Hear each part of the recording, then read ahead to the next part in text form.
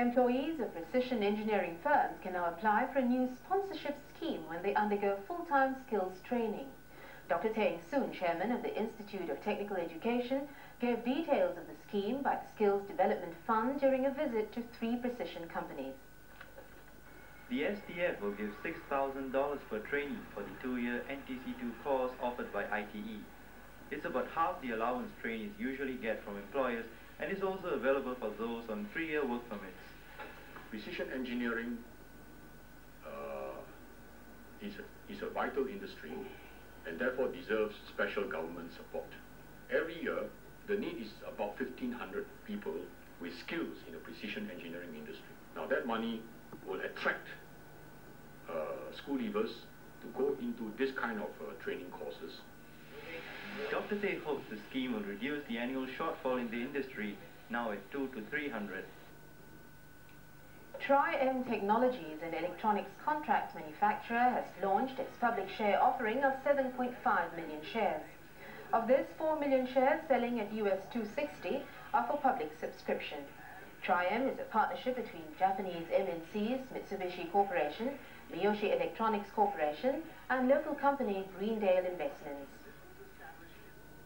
And on the market, shares in Singapore rebounded from early weakness to close mostly higher. Traders said the market remained in a broad consolidation and gains were led by a recovery in speculative Malaysian OTC shares. The Straits Times Industrial Index was 14.55 points higher at 1,870.67. Advancing issues led decliners 205 to 63 with 147 counters unchanged. IPC was the most active with 29.5 million shares traded. Other actives included Promet, Renault, NOL and QAF. UOB Foreign made the steepest gains, chalking up 60 cents. OCBC Foreign, Jurong Shipyard, ACMA and Jurong Engineering were up between 35 and 50 cents. DBS Foreign took a loss of 40 cents while Robinson's was down 20 cents. Prima, RDC and DBS were also easier. Malaysian share prices finished higher, buoyed by bargain hunting in institutional stocks and renewed speculative activity. The resurgent yen quashed hopes of a firm Tokyo stock market ahead of the imperial wedding tomorrow. Shares in Hong Kong got a sharp boost with a technical rebound that pushed the index back over the 7,200 point mark for the first time in about a week. In Sydney, weaker gold stocks pushed the index to its lowest close in 9 trading sessions. On forex markets, the US dollar plunged to blaze new historic lows against the yen in Tokyo as disappointment at the dollar's recent lukewarm rally upheld trigger technically oriented selling of the unit.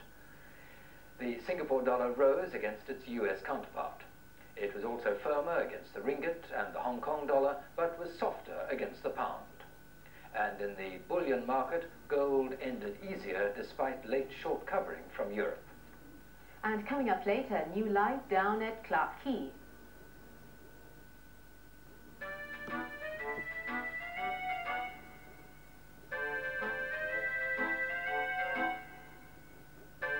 Having trouble getting your computer's information when and where you want it?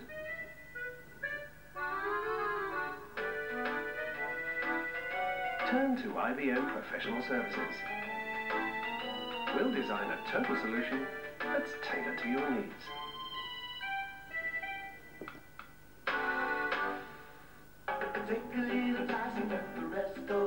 Tyson IQF chicken is individually quick frozen piece by piece. Cook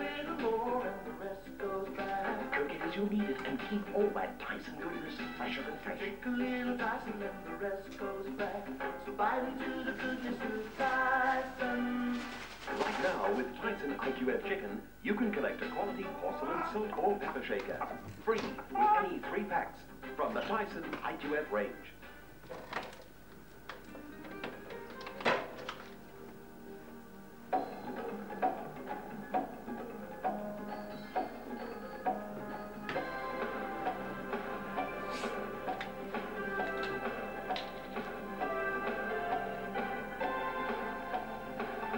International smile of the Gulf.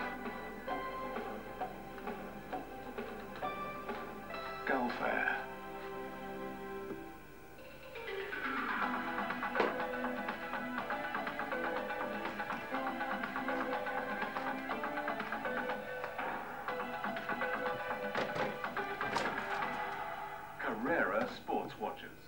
Splash out on a Carrera watch today and we'll give you a free $50 Reebok sports voucher.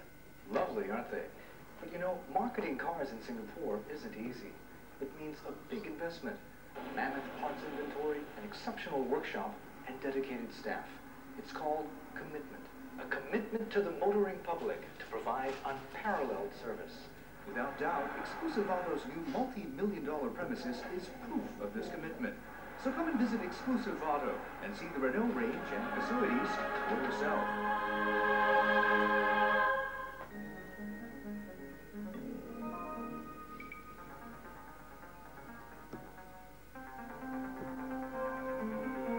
Orlando takes on a new look to usher in a new decade in menswear.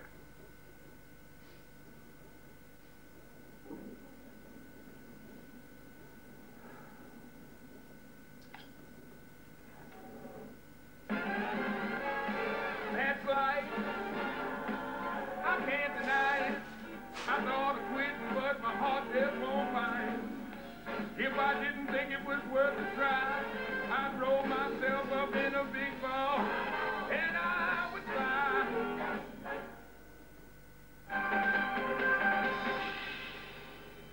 This year, Singapore plays host to the SEA Games for the third time since its inception. Times have changed since then. Three veterans tell us what it was like. Followers of the SEA Games all round the region are able to get the latest results and developments of the event almost as soon as it happens with improved technology. But it wasn't always so efficient. Computerization was first introduced to the event, then known as the Southeast Asian Peninsula Games, when it was first held here in 1973. In 1972, we made a trip to Munich, and I was impressed with the way that they had the old games computerized. It was so that, well, we could try computerizing, but then, as you know, computers were very much in infancy in those days, and what they had in Munich cost a lot of money. I think millions of Deutschmark, and we tried, and I think we did a reasonable job. For Eng Yun, the 12th SEA Games here in 1983 held another high point, lighting up of the cauldron.